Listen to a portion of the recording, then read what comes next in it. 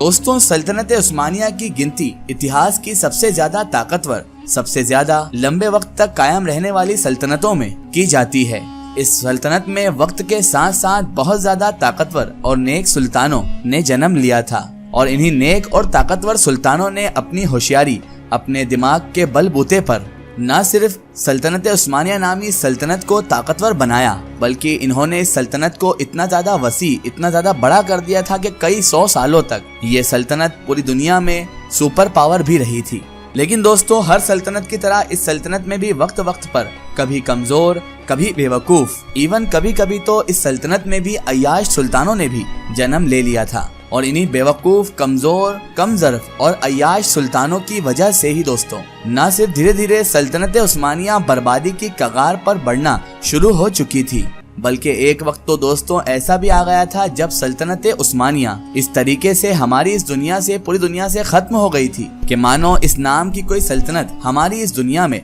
हुआ ही नहीं करती थी। फिलहाल दोस्तों, आज की हमारी वीडियो में हम आप लोगों को सल्तनत उस्मानिया के एक ऐसे ही सुल्तान के बारे में बताने वाले हैं, ऐसे सुल्तान के किरदार से मिलवाने वाले हैं कि जिसको सल्तनत उस्मानिया के इतिहास का सबसे अय्याश सुल्तान माना जाता है। और इसको सल्तनत उस्मानिया का सबसे ज्यादा अय्याश सुल्तान क्यों माना जाता है, ये वजह भी आप लोग आज की इस वीडियो में जान लेंगे। और इसके कारनामों को जानने के बाद आप लोग अच्छी तरह से जान जाएंगे कि क्यों इसे सल्तनत उस्मानिया का सबसे अय्याश सुल्तान कहा जाता है।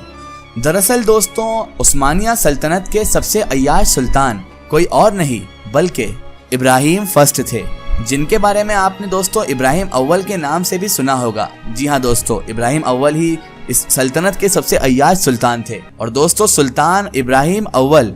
सल्तनत उस्मानिया के 18वें सुल्तान थे और ये सन 1640 में अपने भाई मुराद चहारुंग की मौत के बाद गद्दी पर बैठ गए थे। इतिहासकार लिखते हैं कि सल्तनत के 17वें सुल्तान यानी इनके भाई जो इनसे पहले गादी पर बैठे हुए थे, जब वो सन 1640 में हद से ज्यादा बीमार हो गए और बिस्तर पर वो इस उम्मीद से लेटे हुए थे कि बहुत जल्द ही उनकी मौत आने वाली है, तो उन्होंने अपनी जिंदगी के बिल्कुल आखिरी वक्त में एक लंबे अरसे से तहखाने में बंद अपने इकलौते भाई यानी कि इब्राहिम अव्वल की मौत का फरमान भी जारी कर दिया था।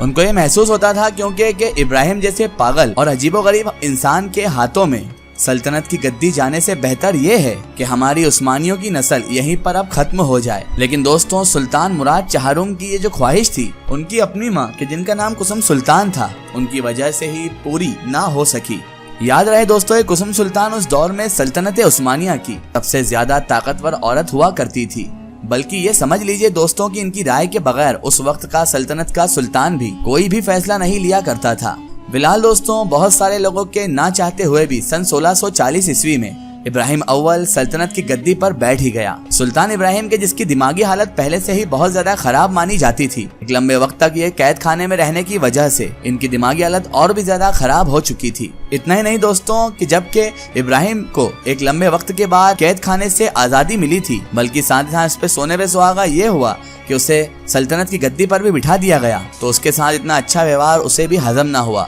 और सल्तनत की गद्दी पर बैठते ही, कैद खाने से रिहा होते ही इब्राहिम अव्वल सुल्तान बनने के बाद पूरी तरह से अय्याशियों में ही डूब गया। और सुल्तान इब्राहिम अव्वल का ज्यादातर जो वक्त था वो औरतों के हरम में ही गुजरा करता था। और दूसरी तरफ इसके दौर में सल्तनत के सारे जो मामलात थे वो कुसुम सुल्तान ही संभाला करती थी। आपको बताते चले दोस्तों कि इसके दौर में दुनिया के अलग अलग इलाकों से कुंवारी मोटी लड़कियों को चुन चुन कर लाया जाता था, क्योंकि जाहिर सी बात है इब्राहिम को मोटी लड़कियां हद से ज्यादा पसंद हुआ करती थी। अय्याशियों का आलम यह था कि महल में काम करने वाली कोई भी गुलाम लड़की इस सुल्तान से महफूज नहीं थी। ये जिस लड़की पर भी हाथ रख दिया करता था उसकी जरूरत ना थी कि फिर वो इसको मना कर सके। इतना ही नहीं दोस्तों, इतिहासकार तो यहाँ तक लिखते हैं कि ये कभी कभी अपनी कनीजों को शाही बाग में इकट्ठा होने का ऑर्डर दिया करता था और इन सभी को न सिर्फ वहाँ पर बेलिबास करके मारता पीटता था, बल्कि इनकी बहुत ज्यादा बेइज्जती भी किया करता था। एक बार की बात है दोस्तों कि सुल्तान इब्राहिम की गंदी नजर शहर के मुफ्ती आजम की बेटी पर पड़ गई। मुफ्ती आजम जो कि अपने तकवे की वजह से पहले ही पूरे शहर में बहुत ज्यादा मशहूर थे और वो सुल्तान इब्राहिम अव्वल की हर करतूतों से अच्छी तरह वाकिफ भी थे। इसीलिए जब सुल्तान इब्राहिम अव्वल ने मुफ्ती साहब के पास उनकी बेटी से निकाह करने के लिए जब पैगाम पहुंचाया तो मुफ्ती आजम ने उसे साफ तौर पर इस बारे में इनकार कर दिया और इस इनकार की वजह से ही सुल्तान इब्राहिम जो था वो गुस्से से लाल हो गया और उसने फिर दोस्तों अपने इस गुस्से की आग को मिटाने के लिए सबसे पहले मुफ्ती आजम की बेटी जो थी उसको अगवा करवा लिया था और उस बेटी को अगवा करवा कर कई दिनों तक अपने महल में इस सुल्तान ने बंदी बनाकर भी रख लिया। और जब वो मुफ्ती आजम की बेटी के साथ हद से ज्यादा उसकी इज्जत से खिलवाड़ कर चुका तो उसने उस बेटी को मुफ्ती आजम के हवाले वापस भी कर दिया। हिस्टोरियंस के मुताबिक, इतिहासकारों के मुताबिक सन 1641 में सुल्तान इब्राहिम की एक कनीज तुरहान खातून के यहाँ पर एक बेटे की पैदाइश हुई, जिनके बेटे का नाम फिर शहजादा मुस्तफा रखा गया। हैरानी की बात यह है कि शहजादे की देखभाल के लिए जिस लड़की को महल में लाया गया था वो लड़की भी सुल्तान इब्राहिम अव्वल की गंदी नजरों से ना बच सकी। कुछ ही दिनों बाद वो लड़की भी प्रेग्नेंट होकर शाही हरम में दाखिल हो गई। सुल्तान इब्राहिम की इन्हीं हरकतों की वजह से दोस्तों एक बार उसकी लड़ाई अपनी सबसे प्यारी कनीज यानी के तुरहान खातून से भी हो गई थी। इसी लड़ाई की वजह से दोस्तों उसने गुस्से में आकर इब्राहिम अव्वल ने तुरहान खातून की गोद में मौजूद शहजादे मोहम्मद को दरिया में फेंक दिया था, मगर खुशकिस्मती से शहजादे मोहम्मद को दोस्तों बचा लिया गया था। एक बार की बात है कि इब्राहिम अपने वजीर कबूदार यूसुफ पाशा से इतना ज्यादा खुश हो गया था कि उसने अपनी एक हद से ज्यादा छोटी बेटी की मंगनी उस वजीर के साथ तय कर दी थी। मगर फिर अगले साल सुल्तान किसी बात को लेकर इतना ज्यादा नाराज हो गया कि उस वजीर को ही उसने फांसी के फंदे पर लटका दिया। आपको बताते चले दोस्तों कि सुल्तान इब्राहिम के लिए दुनिया के अलग अलग इलाकों से डिजाइनर्स और ज्वेलर्स भी बुलाए जाते थे, क्योंकि ये एक ऐसा इंसान था जो सजने संवरने में बहुत ज्यादा दिलचस्पी लिया करता था। इतिहासकारों की माने तो सुल्तान इब्राहिम हमेशा अपने दाढ़ी, मूछों और कपड़ों और इस तरह की सभी चीजों को खुशबू से तर रखा करता था। इसके अलावा दोस्तों सुल्तान इब्राहिम के पास ऐसी बहुत सारी किताबों का खजाना भी मौजूद था कि जिनमें गंदा मटेरियल भरा हुआ करता था। दोस्तों जब एक बार सुल्तान इब्राहिम बाहर घूम रहा था तो उसकी नजर अचानक से एक ऐसी मोटी गाय पर पड़ी कि जो उसको यानी सुल्तान इब्राहिम को हद से ज्यादा पसंद भी आ गई थी। और दोस्तों ये गाय सुल्तान इब्राहिम अव्वल को इतनी ज्यादा पसंद आ गई थी कि उसने उस पागल सुल्तान ने इसके सोने के मुजस्समे बनवाकर दुनिया के अलग अलग इलाकों में रवाना भी कर दिए थे। और उसने ये ख्वाहिश की थी कि ऐसी ही जिसामत वाली एक औरत को तलाश किया जाए। बहुत ज्यादा तलाश करने के बाद आखिरकार आर्मेनिया से एक औरत को सुल्तान के पास लाया गया। बताया जाता है कि इस औरत का नाम शकरपारा था। इसका वजन लगभग 150 किलोग्राम के करीब हुआ करता था और सुल्तान को ये औरत हद से ज्यादा पसंद भी आ गई थी और उसने फौरन इस औरत को अपने शाही हरम में शामिल भी कर लिया था।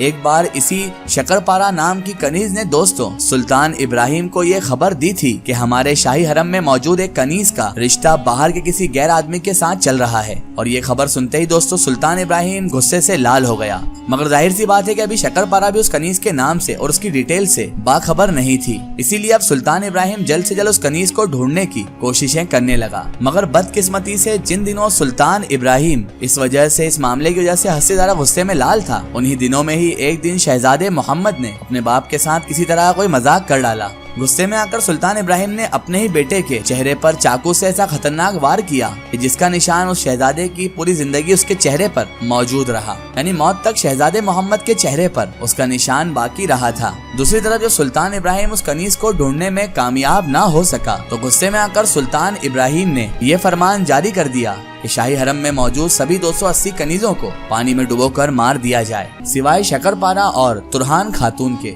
और फिर फरमान के मुताबिक दोस्तों सभी कनीजों को पानी में डुबो दिया गया। मगर इन सभी कनीजों में से सिर्फ और सिर्फ एक कनीज अपनी जान बचाने में कामयाब हो गई, क्योंकि उसको फ्रांसीसी जहाज ने डूबने से बचा लिया था। दूसरी तरफ तुरहान खातून भी शकरपारा नामी उस औरत की बढ़ती हुई ताकत और उसके बढ़ते हुए असर से बहुत ज्यादा परेशान रहने लगी थी, जिसकी वजह से अब तुरहान खातून ने एक दिन शकरपारा नामी उस औरत की अपने यहाँ दावत कर दी और उसको उसके बाद वहीं पर कत्ल भी करवा डाला। और सुल्तान इब्राहिम अव्वल को ये खबर दी गई कि शकरपारा नामी ये औरत कई दिनों से बीमार थी। ऐतिहासिक किताबों से दोस्तों पता चलता है कि सुल्तान इब्राहिम अव्वल के दौर में सल्तनत उस्मानिया के जो हालात थे वो हद से ज्यादा खराब हो चुके थे। करप्शन पीक पॉइंट पर पहुंच चुका था, जबकि वो सारे लोग जो अलग अलग इलाकों के अलग अलग हिस्सों के गवर्नर हुआ करते थे वो अपने आप को अब अपने इलाकों का मालिक ही समझने लगे थे। इतना ही नहीं दोस्तों, ज्यादातर वक्त अय्याशी में डूबे रहने की वजह से सुल्तान इब्राहिम अव्वल ना तो किसी जंग में या जंगों में दिलचस्पी लिया करता था और न ही इसके पास बाहर के खतरों से निपटने के लिए कोई खास एक्सपीरियंस मौजूद था।